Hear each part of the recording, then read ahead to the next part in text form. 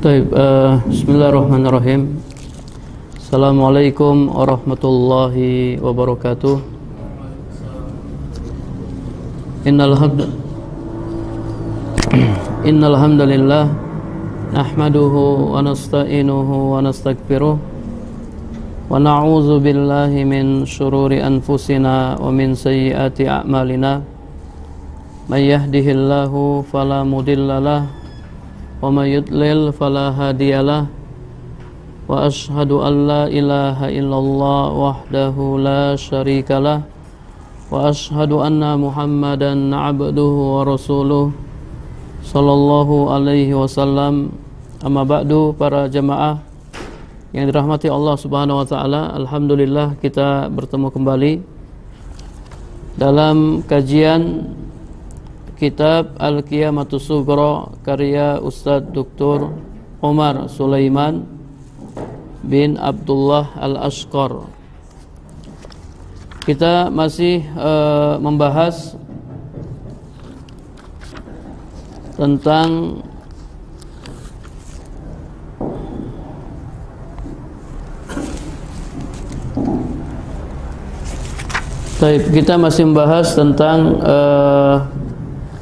hal-hal yang berkaitan dengan sebab-sebab azab kubur. Pada kesempatan ini kita akan membahas tentang beberapa perkara yang menyulitkan mayit dalam kuburnya. Ada beberapa hal yang menyulitkan mayit dalam kuburnya. Yang pertama, habsul madin fi qabrihi bidainihi. Orang yang berhutang tertahan dalam kuburnya karena hutangnya. Mayit yang punya hutang tertahan dalam kuburnya karena hutangnya. Wa mimma yadurrul mayyit fi qabrihi ma 'alaihi min dainin. Salah satu perkara yang menyulitkan mayit dalam kuburnya adalah utang. Dari Sa'ad bin Atwal radhiyallahu anhu, anna akhahu mata wa taraka 300 dirham. Bahwasanya saudaranya meninggal dan dia meninggalkan 300 dirham serta meninggalkan beberapa keluarga. Kemudian Sa'ad berkata, fa aradtu an unfiquha au an unfiqaha ala iyalihi. Aku ingin menginfakkan uang tersebut kepada keluarganya. Ya, uang yang tadi sejumlah 300 dirham ingin diberikan kepada keluarganya. Namun Nabi sallallahu alaihi wasallam berkata kepadaku, inna akhaka mahbusun bidainihi. Sesungguhnya saudaramu tertahan karena hutangnya. Fazhab faqdi anhu. Pergilah, lunasilah hutangnya. Fazahabtu faqadaitu anhu. Maka aku pun pergi untuk melunasi hutangnya. Kemudian aku datang, aku berkata, wahai Rasulullah, qadaitu anhu. Aku telah melunasi hutangnya kecuali 2 dinar yang diklaim oleh seorang wanita. Ada seorang wanita yang mengaku, ya, katanya saudaraku punya hutang kepadanya 2 dinar. Namun wanita itu tidak punya bukti. Nabi sallallahu alaihi wasallam bersabda, a'tiha fa innaha muhiqatun. Berikanlah 2 dinar tersebut kepada wanita itu karena dia berhak. Dalam riwayat lain Nabi menyebutkan fa innahu shadiqah, karena dia benar. Taib, para jamaah yang dirahmati Allah Subhanahu wa taala, dalam hadis ini Nabi sallallahu alaihi wasallam mengabarkan bahwasanya sahabat yang meninggal tersebut dia tertahan karena hutangnya. Taib, apa makna tertahan karena hutangnya? Apa maksud tertahan karena hutangnya? Wa yumkin ay yufassir hazal habsa al hadisul akhar. Mungkin makna tertahan di sini bisa ditafsirkan dengan sabda Nabi yang lain. Karena ada hadis yang lain, Nabi sallallahu alaihi wasallam bersabda, innahu ma'surun bidainihi anil jannati. Sesungguhnya ia tertahan masuk surga karena hutangnya. Jadi tertahan di sini maksudnya tertahan masuk surga.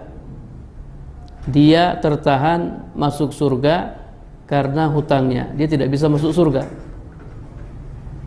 karena hutangnya, walaupun sebenarnya dia termasuk ahlil jannah, dia termasuk penghuni surga, namun karena dia punya hutang dan hutangnya belum dilunasi, dia tidak bisa masuk surga. Dia belum bisa masuk surga karena hutangnya. Ini makna tertahan karena hutangnya.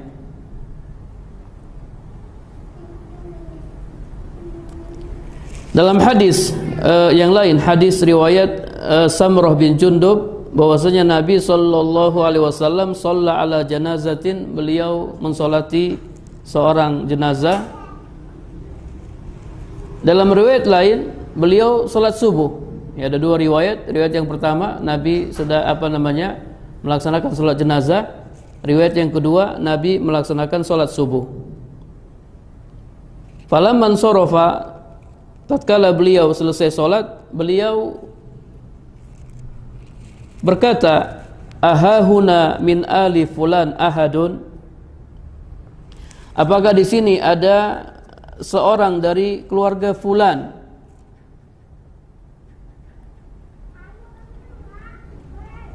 Fasakatal qaum, dan orang-orang pun diam. Mereka tidak menjawab. Apabila Nabi sallallahu alaihi wasallam memulai suatu pertanyaan kepada mereka, biasanya mereka hanya diam. Nabi kalau nanya para sahabat, biasanya mereka hanya diam. Faqala zalika miraron, maka Nabi bertanya berkali-kali, sampai 3 kali. Namun tidak ada seorang pun yang menjawabnya. Faqala rajulun huwaza, lalu ada seorang laki-laki yang berkata, ini ada orang yang termasuk keluarganya. Faqama rajulun yajurru izarahu min muakhirin nas, lalu berdirilah seorang laki-laki yang menarik kainnya dari barisan belakang, dari saf belakang. Kemudian Nabi sallallahu alaihi wasallam berkata kepadanya, mengapa kamu tidak menjawab 2 pertanyaanku sebelumnya? Tadi saya sudah bertanya, apakah di sini ada seorang dari keluarga fulan? Kenapa engkau tidak menjawab saya? Saya sudah bertanya berkali-kali.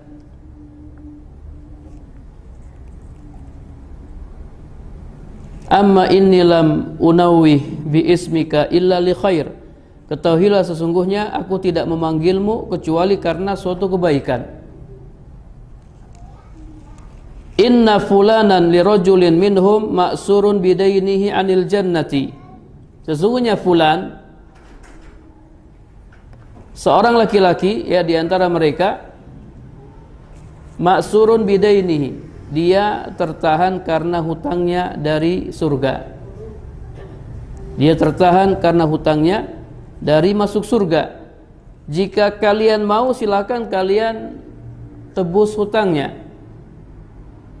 Wa in syi'tum, jika kalian mau, maka relakanlah dia ila azabillah, dalam azab Allah Subhanahu wa taala. Kalau kalian mau, lunasilah hutangnya, kalau tidak dia akan terus ya. Dia akan disiksa dalam azab Allah Subhanahu wa taala. Walau ra'aitu ahlahu, alangkah baik jika ada keluarga atau siapa saja yang menanggung urusannya dan melunasi hutangnya, sehingga tidak ada seorang pun yang akan menuntut suatu hak kepadanya. Para jamaah yang dirahmati Allah Subhanahu wa taala, jadi sekali lagi, hutang yang belum dilunasi itu akan menyulitkan si mayit. Itu akan menyulitkan si mayit, dan orang yang sudah meninggal dia tidak bisa bayar hutangnya. Yang membayar hutangnya siapa? Keluarganya atau ahli warisnya. Kalau dia meninggalkan warisan, maka warisan itu digunakan untuk melunasi hutangnya. Sebelum dibagikan, yang pertama kali mereka lakukan adalah melunasi hutangnya. Ya, jadi kita yang masih hidup, kita selesaikan urusannya supaya dia tidak tertahan ya masuk surga kalau dia termasuk penghuni surga. Jadi masalah hutang ini masalah yang sangat penting ya, bahkan dalam Al-Qur'an ada ayat tentang hutang, termasuk ayat yang cukup panjang ya, ayat tentang hutang. Jadi kita diperintahkan untuk mencatat hutang kita.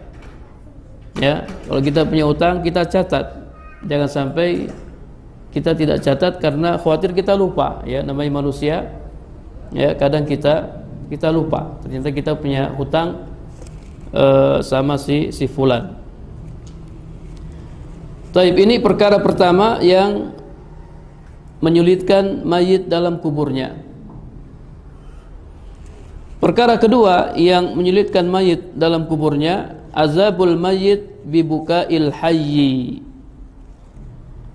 Azab mayit atau si mayit diazab karena tangisan orang yang hidup. Si mayit diazab karena tangisan orang yang hidup. Ketika Umar bin Khattab radhiyallahu anhu beliau ditikam, dakhala alaihi Suhaib yabki. Suhaib menjenguknya sambil menangis. Suhaib berkata, aduhai saudaraku, aduhai sahabatku. Umar radhiyallahu anhu berkata, wahai Suhaib, atabaki alayya, apakah engkau menangisiku? Waqad qala Rasulullah sallallahu alaihi wasallam, innal mayyita yu'azzabu bi ba'di bukai ahlihi alaihi. Rasulullah sallallahu alaihi wasallam pernah bersabda, sesungguhnya mayit disiksa karena sebagian tangisan keluarganya terhadapnya. Ini ya dalilnya dari sahabat Umar bin Khattab radhiyallahu anhu.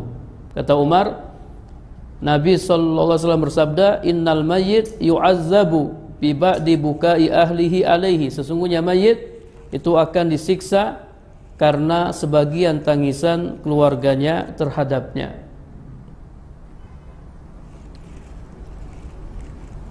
Para jemaah yang dirahmati Allah Subhanahu wa taala, hadis ini hadis dari Umar bin Khattab radhiyallahu anhu diingkari oleh Aisyah radhiyallahu anha. Jadi Aisyah radhiyallahu anha mengingkari riwayat ini. Riwayat dari Umar bin Khattab. Dalam Sahih Bukhari bahwasanya Ibnu Abbas menyampaikan kepada Aisyah maqalahu Umar ba'da wafati. Ibnu Abbas menyampaikan kepada Aisyah ucapan Umar, ya ucapan Umar ini setelah wafatnya Umar. Kemudian Aisyah berkata, rahimahullah Umar, semoga Allah merahmati Umar. Demi Allah, Rasulullah Shallallahu Alaihi Wasallam tidak pernah menyampaikan bahwasanya Allah Subhanahu Wa Taala akan menyiksa seorang mukmin disebabkan tangisan keluarganya terhadapnya. Jadi Aisyah mengingkarinya. Rasulullah tidak pernah menyampaikan seperti itu. Akan tetapi yang disampaikan oleh Rasulullah Sallallahu Alaihi Wasallam adalah Innallaha la yazidul kafira azaban bibukai ahlihi alaihi. Sesungguhnya Allah Subhanahu wa taala benar-benar akan menambah azab atau siksaan bagi orang-orang kafir karena tangisan keluarganya terhadapnya. Ada tambahan apa di sini? Ada tambahan orang kafir. Sesungguhnya Allah Subhanahu wa taala benar-benar akan menambah azab bagi orang-orang kafir karena tangisan keluarganya terhadapnya. Hasbukumul Qur'an wa la taziru waziratu wizra ukhra. Cukuplah bagi kamu Al-Qur'an, ya, firman Allah taala dalam surat Fatir ayat 18. Wa la taziru waziratu wizra ukhra, dan orang yang berdosa tidak akan memikul dosa orang lain. Bagaimana bisa, ya?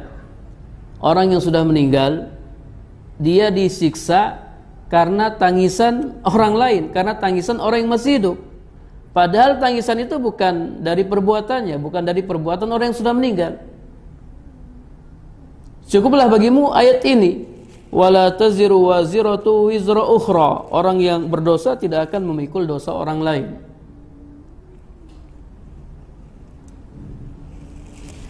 Waqad awwalat Aisyah radhiyallahu anha hadzal hadis aksar min ta'wil, dan Aisyah radhiyallahu anha telah mentakwil hadis ini dengan berbagai penakwilan.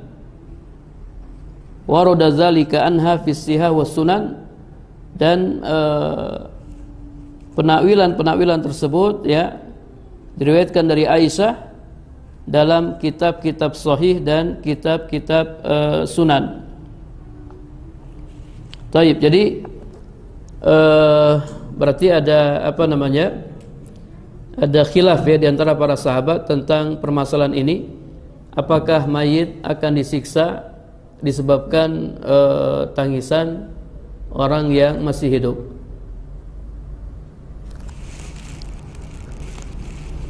Ada dua pembahasan yang akan kita bahas, ya, atau dua poin yang akan kita bahas terkait riwayat-riwayat ini. Yang pertama, hal qala Rasul sallallahu alaihi wasallam hadzal hadis? Apakah Rasulullah sallallahu alaihi wasallam pernah menyampaikan hadis ini? Itu yang harus kita teliti, ya. Apakah Nabi pernah menyampaikan hadis yang disampaikan oleh Umar bahwasanya mayit itu akan disiksa disebabkan sebagian tangisan keluarganya? Apakah pengingkaran Aisyah di sini bisa kita terima? Kemudian poin yang kedua, kaifa yu'azzabu bibukai ahlihi alaihi wa laysa dzalika min fi'lihi. Wallahu yaqul wala taziru waziratu wizra ukhra. Bagaimana bisa, ya, mayit disiksa karena tangisan keluarganya terhadapnya, padahal itu bukan perbuatannya. Itu bukan perbuatan si mayit, itu perbuatan orang lain. Dan Allah Subhanahu wa taala berfirman, wala taziru waziratu wizra ukhra, dan orang yang berdosa tidak akan memikul dosa orang lain. Baik, dua poin ini kita akan bahas. Poin yang pertama, apakah Nabi sallallahu alaihi wasallam pernah menyampaikan hadis ini? Kita lihat penjelasan Imam Al-Qurtubi. Qala Al-Qurtubi, ingkaru Aisyah zalika wa hukmuha ala rawi bi takhti'ati aw nisyan au ala annahu sami'a ba'dhan wa lam yasma' ba'dhan ba'idun.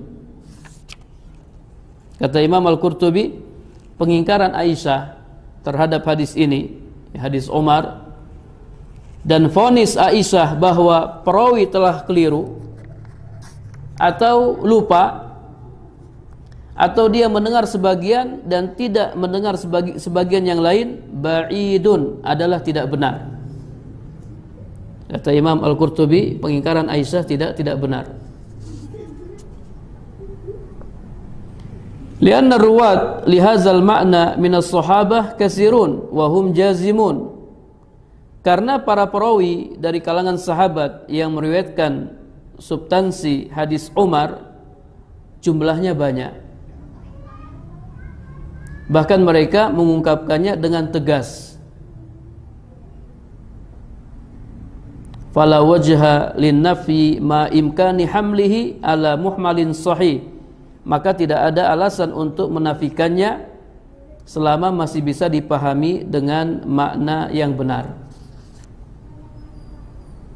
Ya, jadi menurut Imam Al-Qurtubi hadis Umar benar, ya. Karena hadis Umar ini banyak sahabat yang meriwayatkannya, bukan hanya Umar. Ya, sahabat meriwayatkan hadis-hadis yang semakna dengan hadis Umar.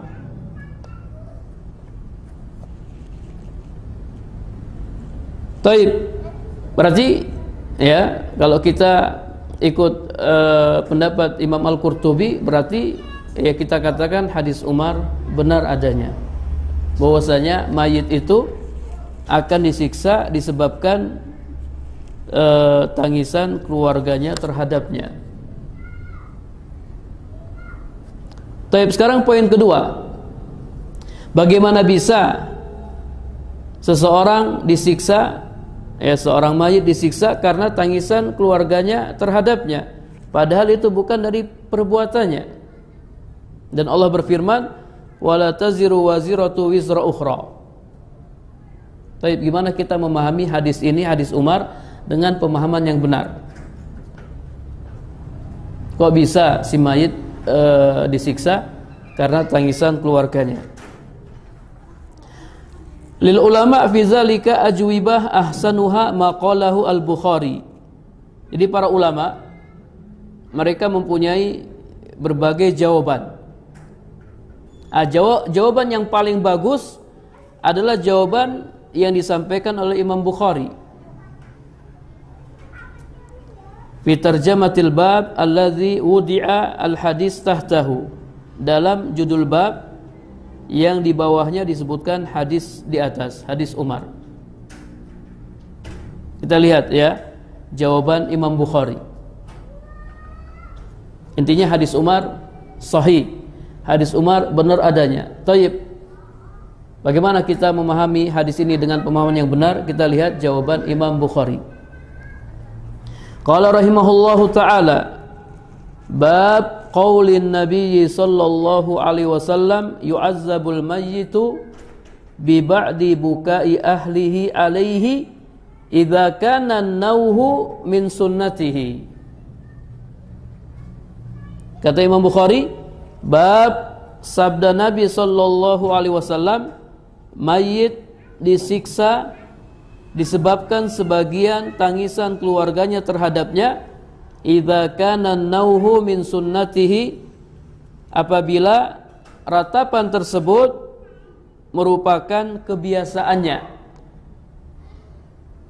Ini ya, ada kalimat yang mengikat, apabila ratapan tersebut termasuk kebiasaannya. Maksudnya apa termasuk kebiasaannya? Jadi termasuk kebiasaan keluarganya. Jadi kalau ada yang meninggal diratapi, kalau ada yang meninggal diratapi, dan dia tidak mengingkari. Kemudian ketika dia meninggal, dia diratapi.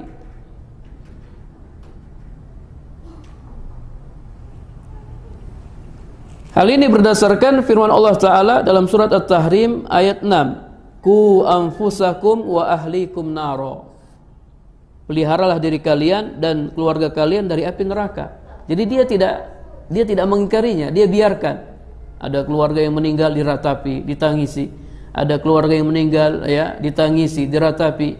Nah, nanti giliran dia meninggal, dia pun diratapi dan ditangisi. Dia tidak mengingkari perbuatan ini. Padahal tugas dia, ku anfusakum wa ahlikum naro. Dia harus jaga keluarganya, ya, dan juga dirinya dari api neraka. Harusnya dijelaskan. Tidak boleh, jangan ratapi mayit.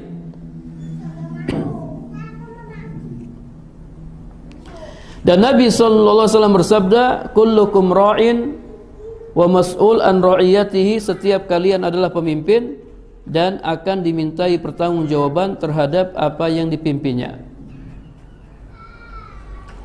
Fa illam yakun min sunnatihi fahuwa kama qalat Aisyah radhiyallahu anha wala taziru waziratu wizra ukhra. Apabila ratapan tersebut bukan kebiasaannya, maka sebagaimana yang dikatakan oleh Aisyah radhiyallahu anha, wala taziru waziratu wizra ukhra. Orang yang berdosa tidak akan memikul dosa orang lain. Jadi dia tidak akan disiksa kalau itu bukan kebiasaannya.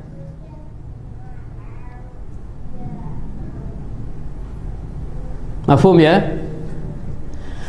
Nah, di antara ulama yang mengikuti mazhab ini, mazhab Imam Bukhari, adalah Imam Tirmizi rahimahullah. Fa innahu rawa hadis Umar radhiyallahu anhu bilafzin al-mayyitu yu'azzabu bibukai ahlihi alaihi. Karena Imam Tirmizi juga meriwayatkan hadis Umar radhiyallahu anhu dengan lafaz al-mayyit, ya, si mayit disiksa karena tangisan keluarganya terhadapnya. Kemudian Imam Tirmizi berkata, hadis Umar hadisun hasanun sahih. Hadis Umar hadisun hasanun sahih, hadis hasan yang sahih. Jadi Imam Tirmizi sependapat dengan Imam Bukhari. Wa qad kariha qaumun min ahli ilmi al-buka 'alal mayyit. Sebagian ulama membenci tangisan terhadap mayit. Mereka berkata, al-mayyitu yu'azzabu bi bukai ahlihi alaihi. Mayit disiksa karena tangisan keluarganya terhadapnya. Dan mereka berpedoman dengan hadis ini, hadis Umar. Wa qala Ibnu Mubarak menjelaskan, arju in kana yanhahum fi hayatihi alla yakuna alaihi min dzalika syai'un. Perhatikan ya, kata Ibnu Mubarak, jika orang yang meninggal tersebut pernah melarang hal itu semasa hidupnya, maka saya berharap ia tidak mendapatkan siksaan apapun karena tangisan mereka. Jadi intinya ada pengingkaran. Jadi semasa hidupnya dia mengingkari, dia bilang nanti kalau saya sudah meninggal jangan ratapi saya. Dia sudah wanti-wanti. Kemudian dia meninggal, ternyata dia diratapi. Kata Ibnu Mubarak, saya berharap ya semoga dia tidak disiksa karena ratapan mereka, karena tangisan mereka. Kenapa? Karena dia sudah melarang mereka. Dia sudah mengingatkan mereka. Para jemaah yang dirahmati Allah Subhanahu wa taala, pemahaman seperti inilah yang dianut oleh Imam Al-Qurtubi. Fa innahu qala, ya, Imam Al-Qurtubi berkata, qala ba'dul ulama au aksaruhum innama yu'azzabu al-mayyitu bi buka'il hayyi idza kana al-buka' min sunnatil mayyit wa ikhtiyarihi. Kata Imam Al-Qurtubi, sebagian ulama atau kebanyakan ulama menjelaskan, sesungguhnya mayit disiksa karena tangisan orang yang masih hidup apabila tangisan tersebut min sunnatil mayyit, termasuk kebiasaan mayit dan pilihannya. Kama qala, ya, sebagaimana ia berkata, id ana mittu fan'ini bima ana ahluhu. Jika aku mati, maka ratapilah dengan sepantasnya. Ini kalau si mayit, ya, dia ngomong seperti ini ketika dia masih hidup, jika aku mati, maka ratapilah dengan sepantasnya. Wasukiya alayya al-jayyib yabnata Ma'bad, dan sobeklah kantong baju, sobeklah pakaian karena aku, wahai putri Ma'bad. Kalau dia ngomong seperti ini sebelum dia meninggal, maka dia akan disiksa. Nanti kalau saya sudah mati, ratapi saya dan sobeklah pakaian kalian. Demikian pula apabila dia mewasiatkan agar ditangisi, dia berpesan, ya, nanti kalau saya sudah mati maka tangisilah saya, maka dia akan disiksa. Para jemaah yang dirahmati Allah Subhanahu wa taala, meratap dan menampar-nampar pipi serta merobek baju min sya'ni ahlil jahiliyah, ini termasuk kebiasaan orang-orang jahiliyah. Ketika ada yang meninggal, mereka meratap, kemudian mereka tampar-tampar pipi, ya, dan mereka robek-robek baju mereka. Ini kebiasaan ahlil jahiliyah, orang-orang jahiliyah. Dan juga, ya, di antara kebiasaan mereka, yusuna ahlihim bil buka wa nauh alaihim wa isa'atin na'i fil ahya.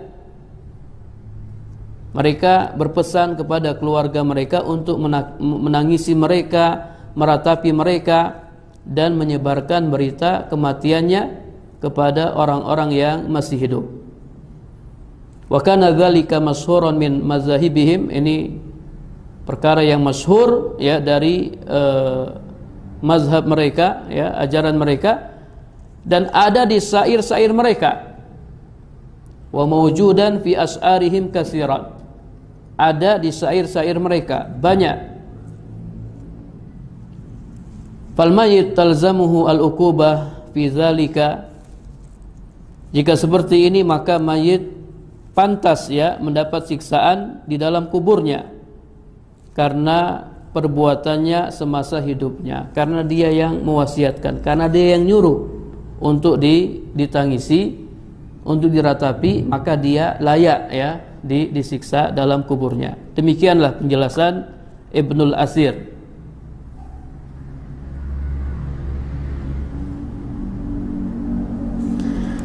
Para jemaah yang dirahmati Allah Subhanahu wa taala, yang perlu diperhatikan juga di sini adalah lafaz Imam Bukhari. Perhatikan lafaz Imam Bukhari, ya, faqad jaa fihi, disebutkan dalam lafaz Imam Bukhari, yu'azzabu bi ba'di bukai ahlihi alaihi. Perhatikan, ini penting biar tidak disalahpahami. Yu'azzabu bi ba'di bukai ahlihi alaihi, dia disiksa karena sebagian tangisan keluarganya terhadapnya. Ingat, sebagian tangisan keluarganya terhadapnya. Wala yu'azzab bi kullil buka, dia tidak disiksa karena semua tangisan, hanya sebagian tok. Artinya apa? Tangisan yang hanya mengalirkan air mata tanpa menyobek baju, tanpa menampar pipi, la yu'akhadhu sahibuhu bihi, ini tidak menjadikan mayit disiksa.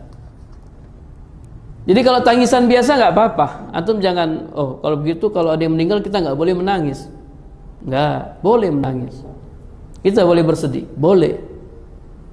Akan tetapi tangisan yang hanya mengalirkan air mata tanpa tanpa merobek-robek baju, tanpa menampar pipi, sebagaimana yang dilakukan oleh orang-orang jahiliyah. Jadi kalau tangisannya biasa, ya, tidak berlebihan, ya, namanya ada keluarga meninggal kemudian kita menangis, ya, kita bersedih, ini tidak mengapa. Ini tidak mengapa. Wa qad ja'at fi dzalika nususun katsiratun, dan banyak nas-nas yang menjelaskan bahwasanya tangisan yang seperti ini tidak mengapa. Nabi sallallahu alaihi wasallam ketika ditinggal mati anaknya, beliau menangis. Jadi tangisan di sini, mayit disiksa karena tangisan sebagian keluarganya, maksudnya tangisan yang disertai dengan ratapan, disertai dengan menampar-nampar pipi, ya, merobek-robek baju, ya, dan seterusnya.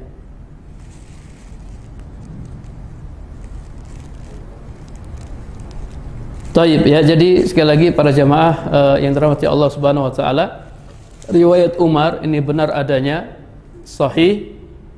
Hanya saja para ulama memahaminya dengan pemahaman yang benar. Yang paling bagus adalah apa yang dijelaskan oleh Imam Al-Bukhari. Taib, di sana ada pendapat lain, ya, pendapat Syekhul Islam Ibnu Taimiyah. Beliau punya pendapat lain dan beliau mendoifkan, ya, melemahkan mazhab Bukhari, ya. Pendapat Bukhari yang sudah kita jelaskan tadi itu dilemahkan oleh Ibnu Taimiyah. Kemudian juga beliau melemahkan pendapat Al-Qurtubi,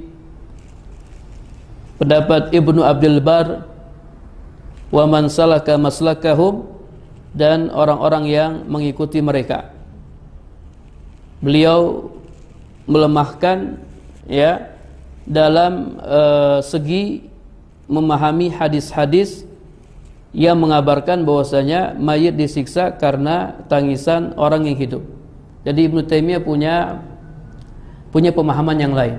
Yang beliau lemahkan bukan hadisnya, yang beliau lemahkan pemahaman, ya, para ulama seperti Imam Bukhari, Imam Qurtubi, dan lain-lain yang sepemahaman dengan mereka.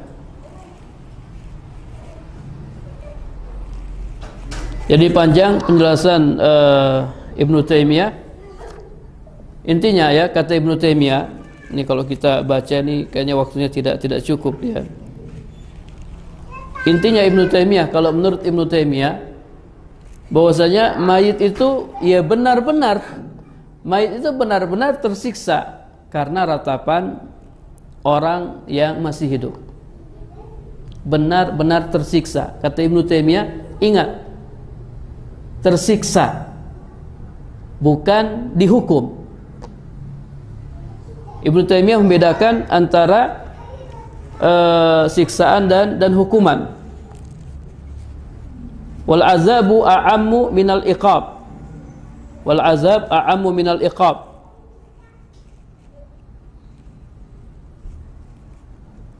Siksaan lebih umum daripada hukuman. Siksaan lebih umum daripada hukuman.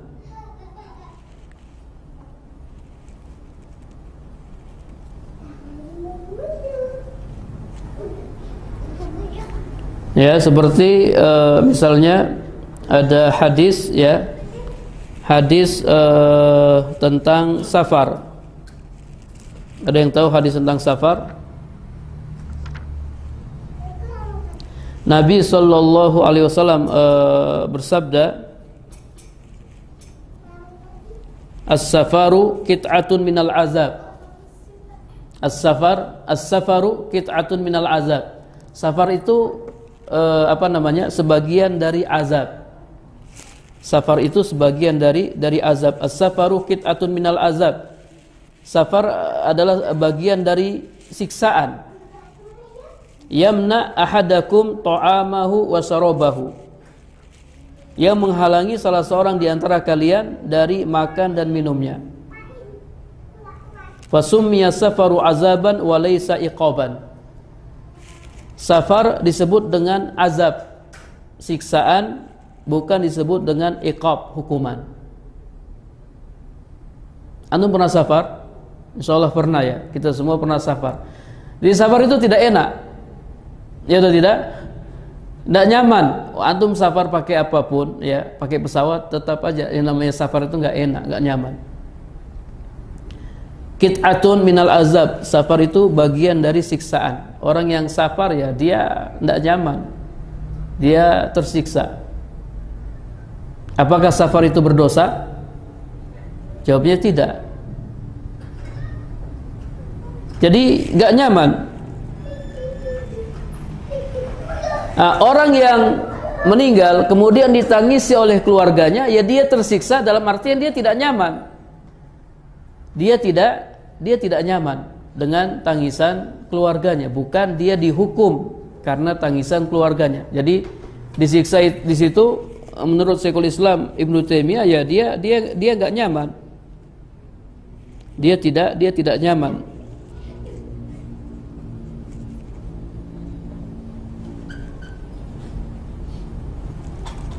Wal insan yu'azzabu bil umur al makruha allati yash'uru biha. Manusia bisa tersiksa atau terganggu oleh hal-hal yang tidak menyenangkan yang dialaminya. Misalnya suara-suara bising. Ya, kita kalau dengar suara-suara bising kita enggak nyaman, ya, kita terganggu. Kemudian juga bau yang busuk, ya. Kemudian juga gambar-gambar yang qabihah, gambar-gambar yang buruk. Maka manusia, ya, tersiksa dengan mendengar suara bising, atau karena mendengar suara bising, karena mencium bau, karena melihat gambar-gambar yang buruk, dan seterusnya. Padahal itu bukan perbuatannya yang karenanya ia berhak dihukum. Maka bagaimana bisa seseorang mengingkari adanya siksaan bagi si mayit karena ratapan keluarganya, walaupun ratapan itu sendiri bukan perbuatannya. Wal insan fi qabrihi yu'azzabu bi kalami ba'din nas. Perhatikan, seseorang yang sudah meninggal dalam kuburnya terkadang dia bisa tersiksa karena perkataan ba'din nas, sebagian orang. Dia bisa merasa tersakiti karena melihat sebagian orang, karena mendengar perkataannya. Oleh karenanya Al-Qadi Abu Ya'la, ya, Al-Qadi Abu Ya'la berfatwa bahwasanya orang-orang yang sudah meninggal, idza umila indahum al-ma'asi fa innahum yata'allamuna biha. Perhatikan, orang-orang yang sudah meninggal itu kalau dilakukan maksiat di dekat mereka, maka mereka terganggu karenanya, mereka tersiksa karenanya. Ya, ada orang maksiat di dekat kuburan, itu si mayit yang dikuburkan di situ tersiksa, dia enggak nyaman. Orang berzina dekat kuburan, ada orang pacaran dekat kuburan, itu mayit tersiksa, terganggu dia, tersakiti. Ini makna hadis mayit itu disiksa karena tangisan sebagian keluarganya terhadapnya. Inilah maknanya. Jadi benar-benar apa? Benar-benar tersiksa dalam artian terganggu, tersakiti, enggak nyaman, dan seterusnya.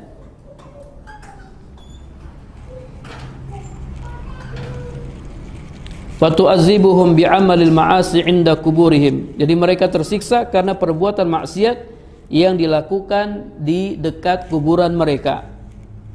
Kata'zibihim binihayah man yanuhu alaihim.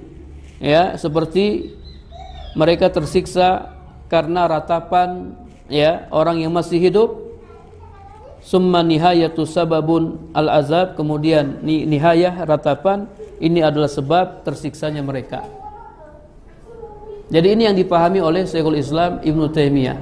Benar-benar tersiksa, bukan dihukum, bukan, ya. Mereka terganggu.